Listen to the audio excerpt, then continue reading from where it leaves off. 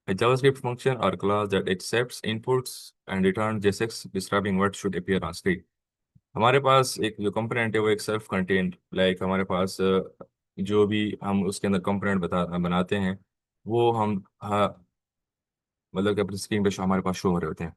जैसे हमारे पास कोई भी वेबसाइट है, तो कोई भी पेज हम क्लिक करते हैं तो हमारे पास वो उसके अंदर कंपोनेंट के अंदर उसका पेज बना होता है और वो हमारे पास शो हो जाता है। और उसी कंपोनेंट को हम कहीं और भी यूज़ कर सकते हैं अगर हमें इसको ज़रूरत पड़ती है। हमें दोबारा से उसको लिखने की ज़रूरत नहीं पड़ती। रीयूजेबल मतलब कि write once render it anywhere with different data, हम कहीं भी उसको यूज़ कर सकते हैं। Composable small component combine into larger ones, like building blocks. छोटे छोटे जो कंपोनेंट्स उसको हम एक बड़े उसमें कंपोनेंट में कंबाइन कर सकते हैं। Isolate each component manage its own logic markup and optional state. हमारे पास जो भी कंपोनेंट होगा उसके अंदर अपना एक लॉजिक होगा, अपना एक मार्कअप, मतलब कि पूरा का पूरा कोड लिखा होगा और उसके अंदर स्टेट्स जो किस स्टेट में है और मतलब वहाँ पे हम यूज स्टेट और सारी चीज़ें यूज़ कर रहे होते हैं। तो जब हम प्रैक्टिकल देखेंगे तो उसमें आपको समझ आएगा। Named with pascal case. अच्छा, कंपोनेंट में हम जब भी कोई फोल्डर बनाएंगे, यहाँ पे मैं आपको दिखा देता हूँ। यहाँ पे हम लोग एक कंपोनेंट मतलब बना देते हैं फोल्डर। तो जब भी हम लोग कंपोनेंट में फोल्डर बनाएंगे, जैसे यहाँ पे बना हुआ है एक फोल्डर बटन या यूज कार्ड या नेव बार, तो मैं इसको पास्कल केस मतलब कि कैपिटल फॉर्म में हम इसको लिख रहे होंगे। जैसे कि अभी दो वर्ड्स हैं तो यूजर का यू कैपिटल होगा और कार्ड का सी कैपिटल होगा, तभी ये वर्क करेगा, अदरवाइज पे में भी एरर आ सकता है। और मैं इसके अंदर नेव बार का वो JSX अभी मेरे पास काम कर रहा है। मैं इसको स्मॉल ही बना लूँ, शायद ये कहाँ कोई एरर आ सकता है, लेकिन मैंने कभी देखा नहीं है। इसको देख लेते हैं।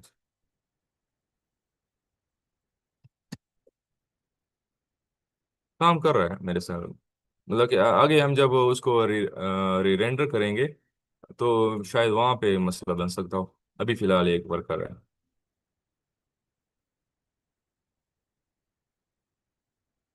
ओके, आगे हमारे पास है फंक्शनल कंपोनेंट्स।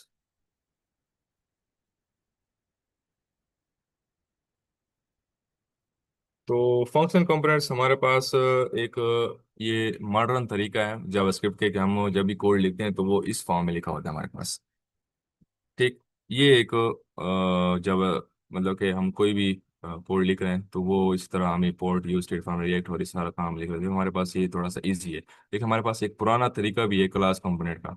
हमारे पास जो पहला तरीका था वो था क्लास कंपोनेंट का, वो इस तरह हम लिखते थे। ठीक, ये वही सेम कोड, दोनों सेम कोड है जो यहाँ पर है और यहाँ पर है। तो आप लोग खुद फर्क करें कि हमारे पास एक फंक्शनल कंपोनेंट है, हम अभी जो रिएक्ट के अंदर कोड यूज करते हैं वो सारा फंक्शनल है, और जो पहले पहले कोड है वो सारा क्लास का होता था। तो आप खुद देख सकते हैं कि हमारे पास जो फंक्शन में लिखा हुआ है वो इजी कोड लिखा हुआ है, हमें थोड़ा समझ में आ रहा है कि हाँ ये क्या लिखा हुआ है। और जो हमारे पास क्लास का कोड है तो वो थोड़ा सा डिफिकल्ट है, आप लोग देख सकते हैं खुद।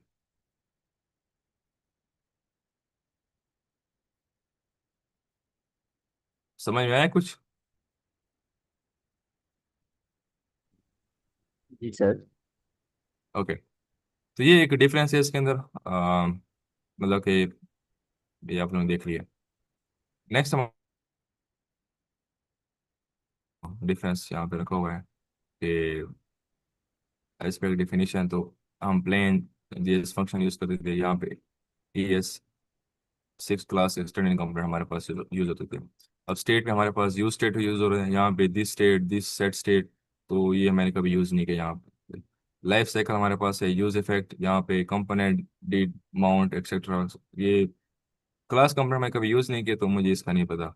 दिस कीवर्ड, अब दिस कीवर्ड फंक्शनल में यूज नहीं होता, और यहाँ पे जो क्लास कंपोनेंट है required for state and props में यूज होता है।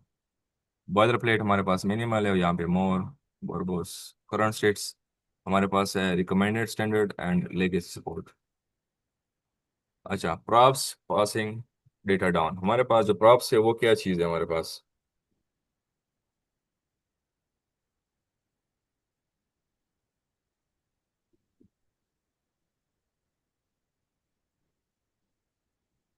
प्रॉप्स जो है हमारे पास वो एक पेरेंट जो हमारे पास डेटा होता है उसको चाइल्ड चिल्ड्रन उसमें कन्वर्ट डेटा को फ्लो करना, वो इसका काम कर रहा होता है।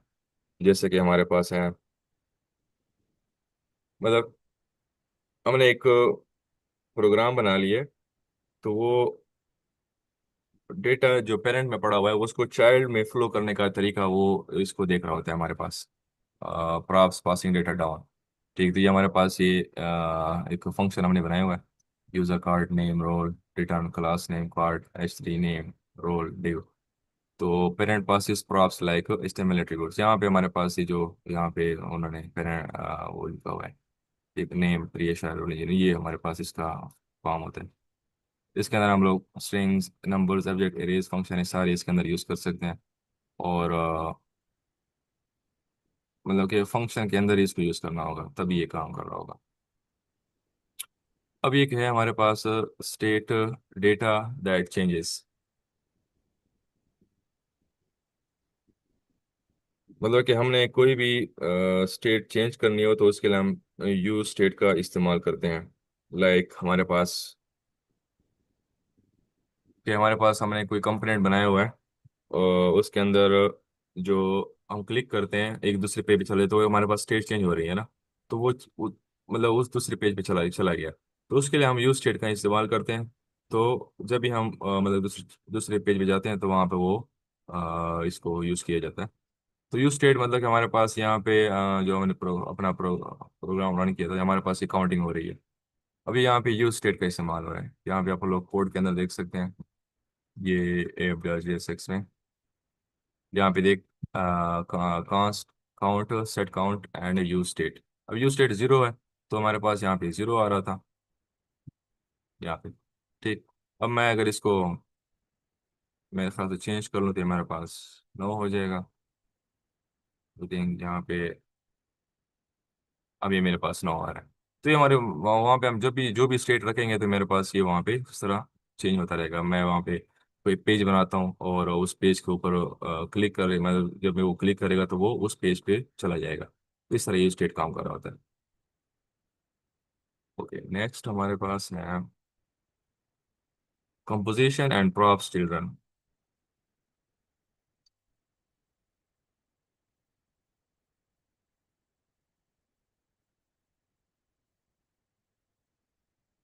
Instead of inheritance, React favors composition, building complex UIs by nesting and combining smaller components।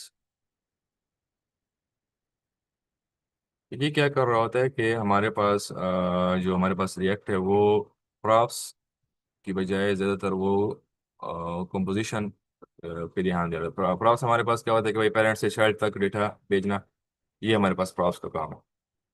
ठीक, यहाँ तक तो सब क्लियर होगा। लेकिन हमारे पास जो कंपोजिशन है, कि रिएक्ट में इनहेरिटेंस की जगह कंपोजिशन यूज होती है। इनहेरिटेंस मतलब जो पेरेंट टू चाइल्ड चिल्ड्रन, लेकिन हम लोग यहाँ पे कंपोजिशन भी ज़रा जोर देते हैं। तो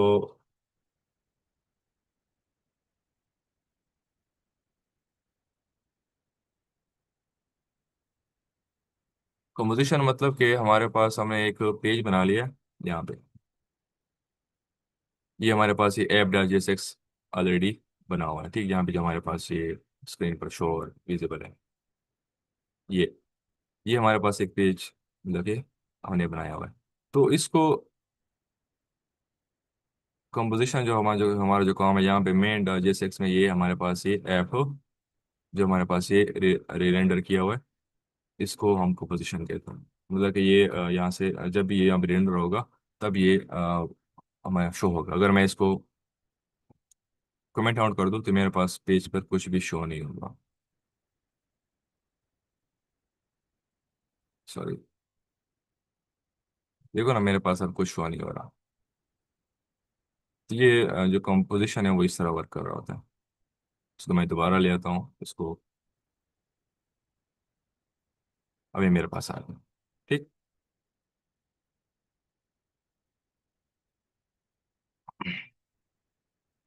हम जो भी इस तरह पेजेस बनाएंगे काफी।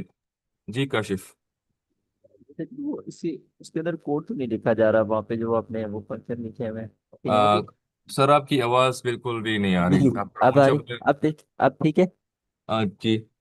हाँ जी, मैंने कहा उसमें कोड तो सिर्फ वो थोड़ा सा लिखा हुआ है, वो कैसे हो रहा है वो दिखाइएगा जहाँ पे कोड लिखा हुआ है आपने। कौन सा कोड? हाँ जी, ये जो आपने ऐप को सिर्फ एक लाइन को कमेंट किया था, हाँ। तो जो बकिया जो ऊपर लाइंस वगैरह वो कहाँ से आ रही है? ये मैंने, हाँ जी, सिर्फ आपने एक, इसके अंदर कुछ और भी हो रहा है, वो कहाँ पे है? जो अच्छा, इतना हमारे पास जो है ना, कॉम्प्लेक्स। असल असल में जो हमारे पास है ना, ये app dot G S x में ये सारा का सारा कोड लिखा हुआ है ना, हाँ जी, सही। जो हमें स्क्रीन पे शो हो रहा है। जी जी, सही है बिल्कुल। ठीक है। ये हमारे पास जो जितना भी कोड यहाँ पे लिखा हुआ है, ये हमारे पास स्क्रीन पे शो हो रहा है। अगर मैं इसको ऑल कमेंट कर दूं, तो ये मेरे पास अभी ये थोड़ा सा खराब हो गया। सही। हो गया ना? हाँ जी। जी। अब इसको अगर मैं मतलब शो करवाना चाहता हूँ सही तरीके से, ताकि वो जो भी हमने सी एस एस बनाया हुआ है यहाँ पे, मतलब कि ऐप उसमें जो भी हमने सी एस एस का काम किया हुआ है, सारे काम मुझे सही तरह शो हो, तो हमने इसको ऐप मेन जो हमारे पास ये जो होगा उसके अंदर हमने इसको रिरेंडर करना होगा। जो पहले हम रेंडर कर चुके हैं, रेंडर का काम कर चुके हैं, पहले पढ़ चुके हैं। जब तक हम इसको यहाँ पे रेंडर नहीं करेंगे, तब तक ये यहाँ पे हमारे पास शो नहीं होगा जो भी हमने बनाया। ठीक। अब अभी हम जो भी नया पेज बनाएंगे इसके अंदर, जब तक हम इसके अंदर यहाँ पे नहीं लिखेंगे, जो भी न्यू हम बनाएंगे, तब तक ये हमारे हम पूरा का पूरा कोड लिख लेंगे, लेकिन हमें हमारे पास वो स्क्रीन पर विजिबल नहीं होगा। Okay, thank you sir. अब बाकी जो यहाँ पे कोड लिखा हुआ है, तो जो आगे हम प्रैक्टिस करेंगे, मतलब कि हमने यहाँ पे इंपोर्ट इंडेक्स इंपोर्ट किया हुआ है, तो ये हमारे पास मतलब कि जो इंडेक्स सीएसएस में जो भी कोड लिखा होगा, वो उसके ऊपर वर्क कर रहा होगा। जी। ठीक। अगर हम इसको इंपोर्ट नहीं करेंगे, तब भी ये वर्क नहीं करेगा। यहाँ पे import app from app dot जैसे, जब तक हम इसको इंपोर्ट नहीं करते, तब तक ये वर्क नहीं करेगा। हमें जो भी हमारे पास इसके अंदर कोड लिखा होगा, वो शो नहीं होगा इसके अंदर। ठीक। ऐसे लाइब्रेरी होगा सर जी, जैसे कि लाइब्रेरी हर वो एक फोल्डर में इंस्टॉल करते थे, उसी तरह इसको भी इंपोर्ट करना पड़ेगा हर फोल्डर में। हाँ बिल्कुल, हम जो भी मतलब कि हमें वहाँ पे इंडेक्स डॉट की ज़रूरत है ना, उस फोल्डर में हम उसको इंपोर्ट करेंगे। जी। हमें रिएक्ट की वहाँ पे इंपोर्ट करनी, तो हम उसको दोबारा वो इंपोर्ट करेंगे। ठीक है। जी sir, thank you. Okay.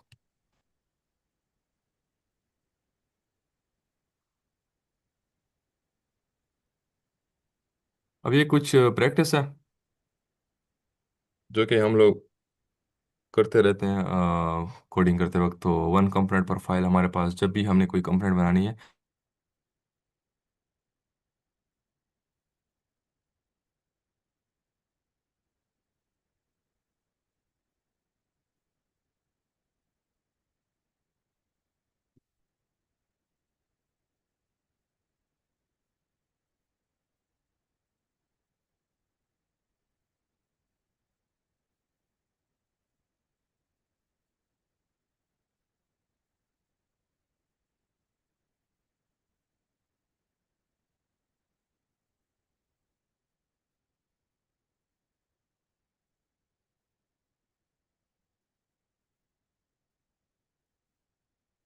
Sir आपकी आवाज़ नहीं आ रही।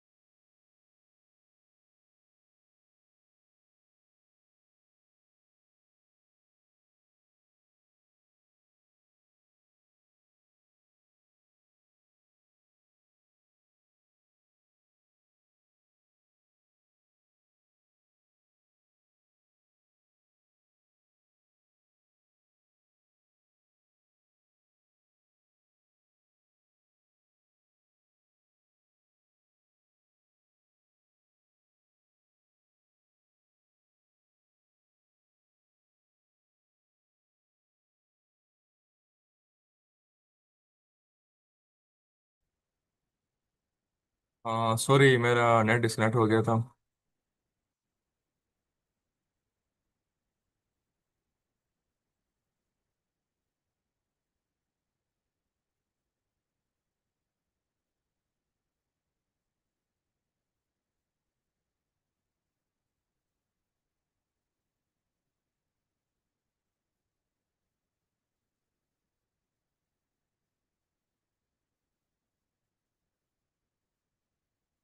अच्छा, तो हम कहाँ पर थे? वो आपने पेज शूट किया हुआ था किसी एक, आपने एक पेज शूट किया अच्छा। हुआ था, उसको कैसे उसके रूल्स बता रहे थे आपको, कैसे उसको कंपोनेंट को क्रिएट किया जाता है। हाँ, ये मैं बता रहा था आपको, बेस्ट प्रैक्टिस चेकलिस्ट जो हमारे पास जी जी। वन कंपोनेंट पर फाइल। यहाँ पे मैंने कुछ कंपोनेंट बनाए थे। तो हमारे पास फोल्डर है नहीं हो पा रहा, तो हम उसके लिए अलग अलग से फोल्डर बनाते हैं ताकि वो अलग अलग उसके अंदर सारा का पूरा कोड लिखा हो। तो यहाँ पे जो हमारे पास कुछ रूल्स लिखे हुए हैं, इसके अंदर वन कंपोनेंट पर फाइल, हमारे पास एक कंपोनेंट के लिए एक फाइल होनी चाहिए।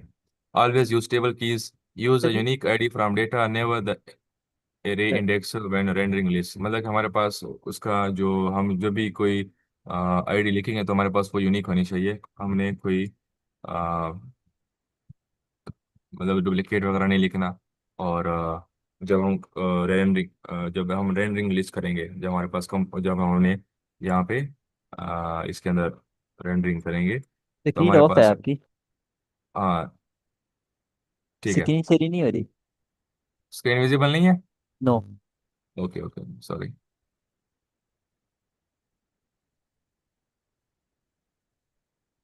अब ठीक है। हाँ जी। यस। अच्छा, तो मैं दे पड़ा। तो यहाँ ऑलवेज यूज टेबल कीज, हमारे हमारे पास मतलब कि यूनिक आईडी होनी चाहिए। हमने अरेज यूज नहीं करनी, कोई इंडेक्स नहीं वगैरह नहीं यूज नहीं करनी। जैसे कि हमारे पास यहाँ पर है, यहाँ पे हम देखना, हम अलग से नाम दिया हुआ है। यूनिक हमने नाम नहीं रखा हुआ है। और ये फुटर अलग नाम है, नेबर अलग नाम के, हमारे पास एक यूनिक अलग नाम हमारे पास होते हैं। ठीक। नेक्स्ट हमारे पास एक कीप कंपोनेंट स्मॉल, के बड़े कंपोनेंट को छोटे पीसेस में, जो हमारे पास split large components into smaller focus pieces with a single responsibility. हमारे पास जो अगर कोई बड़ा कंपोनेंट है तो उसको छोटे टुकड़ों में मतलब कि स्प्लिट कर दो, ताकि हमारा जो फोकस है वो सही तरह रहे, ऐसा ना हो कि खिचड़ी बन जाए। Lift state up when shared, अगर हमारे पास मल्टीपल जो कंपोनेंट्स है, अगर उसको सेम स्टेट चाहिए, मतलब कि उसको सेम उन्होंने सेम काम करना है, तो एक स्टेट पेरेंट में रखो। मतलब कि हमारे पास एक पेरेंट स्टेट होगा और बाकी हमारे पास जो सेम स्टेट वाले होंगे ना, उसको हम चाइल्ड स्टेट में रखेंगे। तो हमारे पास वो सेम काम कर रहे हैं, तो हमें कोई मसला नहीं होगा अलग अलग से स्टेट बनाना, अलग अलग पेज वगैरह बनाना। तो हमारे पास एक बड़ा काम मिल जाएगा। डिस्ट्रक्शन प्रॉप्स के, हमारे पास अगर कोई प्रॉप्स हमने लिख रहे हैं तो उसको बार बार लिखने की जरूरत नहीं है। मतलब कि फंक्शन का title price is clearly then repeating props title everywhere, कि हम अगर कोई भी फंक्शन यूज कर रहे हैं तो हमारे पास बस एक दफ़ा हमने लिख लिया टाइटल डॉट प्राइस, हमारे पास ये क्लियर। अगर हर जगह पर हमने प्रॉप्स डॉट टाइटल प्रॉप्स ये लिखने की जरूरत नहीं है, क्योंकि फिर वो ज़्यादा रश में जाता है हमारे पास। तो जी प्रॉप्स क्या है? ओके जी। प्रॉप्स क्या है?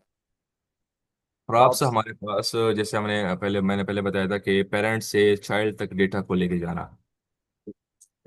जी। एक हमने फंक्शन बनाया हुआ है, उसके अंदर एक पेरेंट फंक्शन बना हुआ है। ठीक। अब वो सेम काम हमने हर जगह पर इसको लेके जाना है। तो नीचे हमने छोटे छोटे फंक्शन बनाए हुए हैं और वही सेम काम कर रहे हैं। तो उसी पेरेंट के अंदर जो भी हमने फंक्शन जो लॉजिक लिखा होगा, वो सारे जो हमारे पास चाइल्ड वो होंगे, चाइल्ड फंक्शन यूज हो रहे होंगे, तो उस सब पे लागू होगा। तो हर जगह पर अलग से उसकी जरूरत नहीं पड़ेगी हमें। प्रॉप्स टाइटल जो यहाँ भी लिखा हुआ है, अलग से लिखना नहीं, बस एक दफ़ा लिख लिया, बस टाइटल और प्राइस, बस ये काफ़ी है।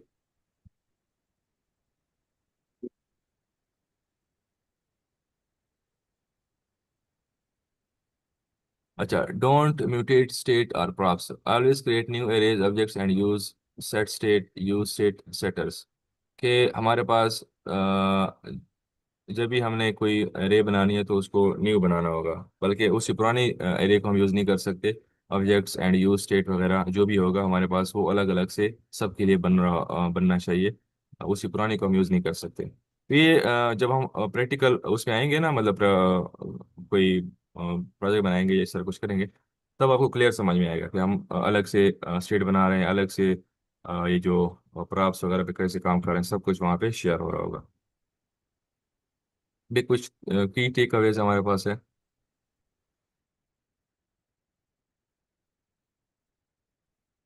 JavaScript is Java JSX is JavaScript flavored markup that compiles down to React create element calls। मतलब कि हमारे पास ये JavaScript फ्लेवर, हमारे पास JSX जो है ना, ये JavaScript प्लस HTML, इन दोनों से मिलके हमारे पास एक रिएक्ट क्रिएट एलिमेंट बना होता है। तो उसको एक कंपाइल करके जावास्क्रिप्ट में कन्वर्ट करा होता है ताकि ब्राउजर को समझ में आ जाए। JSX as firm rules, one root element, close tags, camel case attribute, single expression in curly braces, ये हम सब आगे पहले पढ़ चुके हैं। Components are usable function are classes that return JSX and can be composed together। हमारे पास ये जितने भी फंक्शन है वो सारे यूज हो सकते हैं दोबारा से। And props carry read-only data down from parent to child. State holds data. Component can change itself. List needs stable, unique keys, conditional rendering, uses ternaries and are early returns। ये सारी चीज़ें हम लोग पहले पढ़ चुके हैं, तो उसकी तरफ आते हैं। थोड़ा प्रैक्टिकल करके देखते हैं कि हमने जो बनाया है उसके अंदर क्या क्या चीज़ें हम चेंज कर सकते हैं। और जी काशा, आपको कोई क्वेश्चन है? No sir, thank you. Okay, तो यहाँ तक सबको क्लियर है? हाँ जी सर जी। ओके, ये रिकॉर्डिंग शुरू है?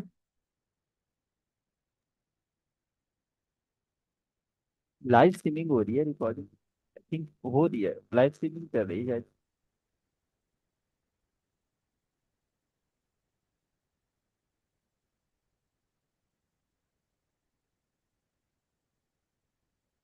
अच्छा हाँ, बस रिकॉर्डिंग शुरू है। अच्छा, तो ये हमने जो अभी ऐप बनाया था, इसके अंदर हम जो हमने कोड डिस्कस किया, थोड़ा सा इसको चेंज करके देखते हैं कि हम इसके अंदर क्या क्या कर सकते हैं।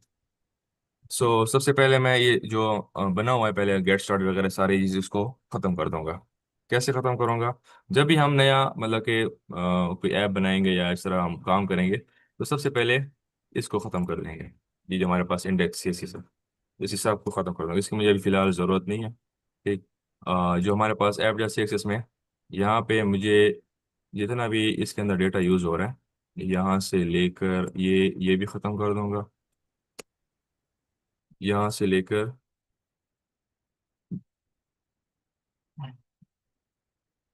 यहाँ तक ये सारा खत्म हो जाएगा। और ये भी सब खत्म हो जाएगा। ठीक। अब क्या होगा कि मेरे पास वहाँ पे कुछ भी शो नहीं हो रहा, जो शो हो रहा है वो थोड़ा इधर उधर खराब शो हो रहा है। ठीक, तो मेरे पास ये सारी चीज़ें खत्म हो जाएगी। अभी हम अपना कोड लिखेंगे, ठीक, वो यहाँ पे शो होना चाहिए। सबसे पहले मैं इसकी भी हमें ज़रूरत नहीं है। जो हमारे पास इंडेक्स सी एस एस है, इसमें मैं अपना एक कोड लिख लूँगा। मैं जल्दी कॉपी कर लेता हूँ ताकि हमारे पास टाइम कम है। ये यहाँ से यहाँ तक।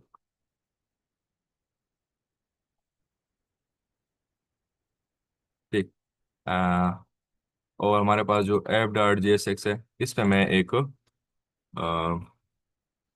मतलब कि H1 टैग यूज़ करके यहाँ पे मैं हेलो वर्ल्ड। ठीक, तो ये मेरे पास स्क्रीन पे विजिबल होगा। ठीक, हेलो वर्ल्ड मेरे पास आ गया। इसी तरह हमने मतलब कि आगे काम करना होगा। तो अभी हमने कुछ पढ़ा था यहाँ पे कि हम जब भी कुछ यूज़ करेंगे, यहाँ पे हमने sorry,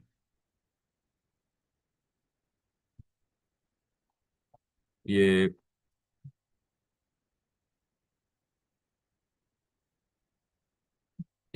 return a single root element. यहाँ पे हम या div का इस्तेमाल करना है या इसका इस्तेमाल करना है, जो फ्रेगमेंट्स है हमारे पास। यहाँ पे मैं फ्रेगमेंट का यूज़ कर रहा हूँ, देख रहे हैं आप लोग।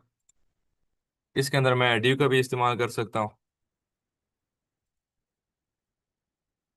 तो मेरे पास ये, मुझे एरर क्यों आ रहा है, क्योंकि यहाँ पे हमने ये यूज़ किया हुआ है। नहीं,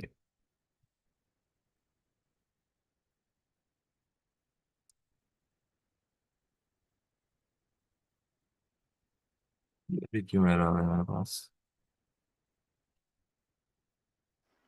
डिव का जो क्लोजिंग टैग है ना वहाँ पे इशू है। आपकी समझ नहीं आवाज़। आपकी समझ नहीं आवाज। डिव डिव का क्लोजिंग टैग है ना वहाँ पे इशू है, कि जो स्लैश है ना वो पहले आएगी डिव से। कौन सा क्लोजिंग टैग? ये डिव वाला।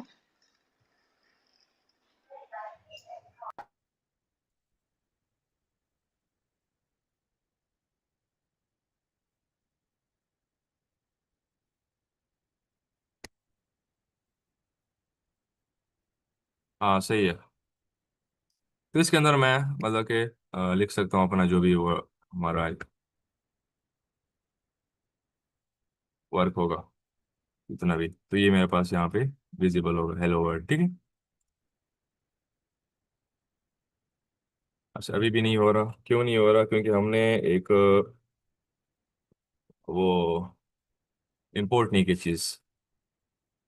यहाँ से हम इंस्पेक्ट करके चेक कर सकते हैं हमारे पास क्या एरर आ रहा है। तो ये कंसोल में हमारे पास ये ऐप हमारे पास डिफाइन नहीं है, हमने ऐप को इंपोर्ट नहीं किया।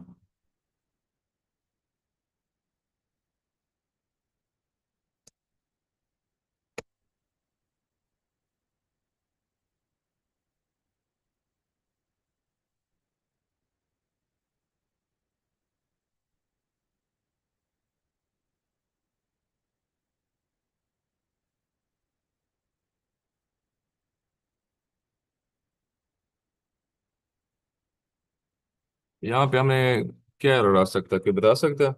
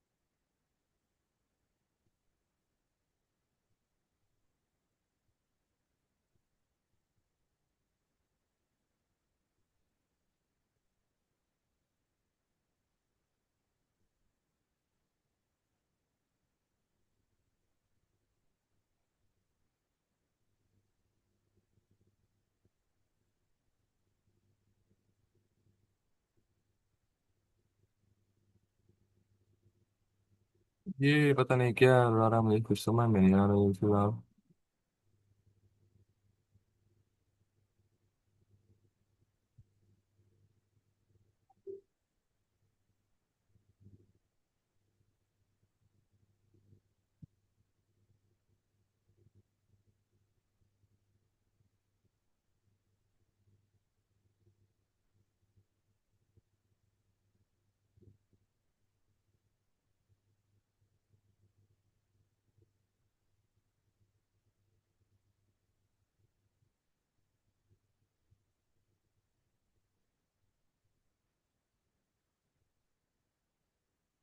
और उसमें वो एरर बता नहीं रहा था कहाँ पे एरर है, किस चीज का?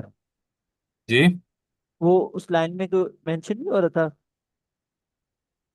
जहाँ पे मैं इंस्पेक्ट में अपने ऊपर किया? हाँ। वहां पे कुछ बता नहीं रहा था, पर वहां पे स्टिक मोड इस तरह को उसके अंदर कुछ चीज रेंडर करनी है या कोई इस तरह। वहां पे मैंने चेक तो किया लेकिन कुछ।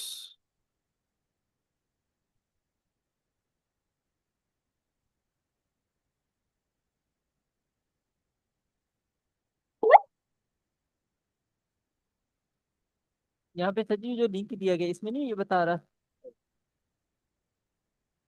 यार एक तो आपकी आवाज बहुत कम आ रही है। अब मैंने कहा जो नीचे लिंक दिया गया हुआ विजिट लिंक, जो रिएक्ट डेव लिंक, ये वाला, हाँ जी, यहाँ पे नहीं नहीं ये बता वाला रहा। एरर उसका ये जरूरी नहीं, ये वाला एरर, ये अच्छा एरर है हमारे ये वाला। पास। ओके।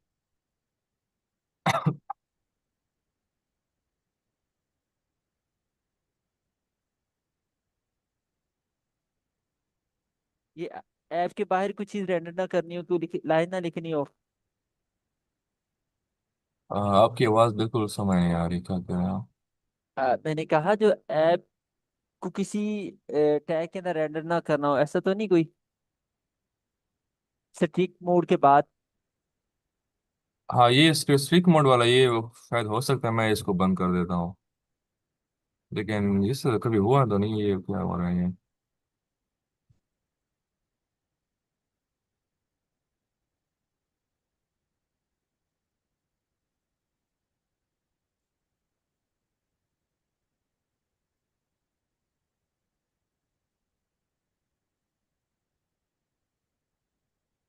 अच्छा वो यहाँ पे हमने जो है ना, आ, जो हमने CSS लिखी हुई है ना, ये वो हमने यहाँ पे क्या किया हुआ है, इंपोर्ट नहीं की इसके अंदर। तो इसके अंदर हम लोग इंपोर्ट करेंगे, शायद ये वाला एरर है मेरे ख्याल से।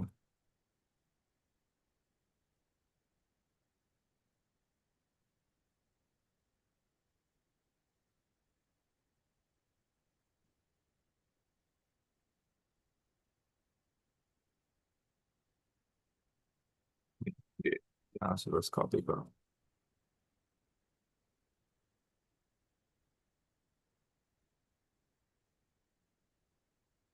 ये क्या हो रहा है?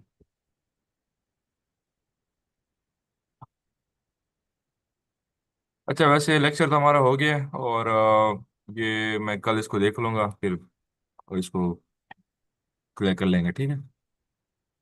Thank you sir. फिलहाल अगर किसी को कोई क्यूरी हो तो वो पूछ सकता है। थैंक यू सर जी। ये तो कहना हम उसको बंद कर देते हैं।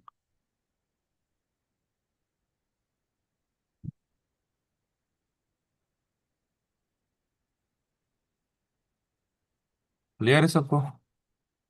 हाँ जी सर जी। Thank you. ओके, अल्लाह हाफिज। अल्लाह हाफिज।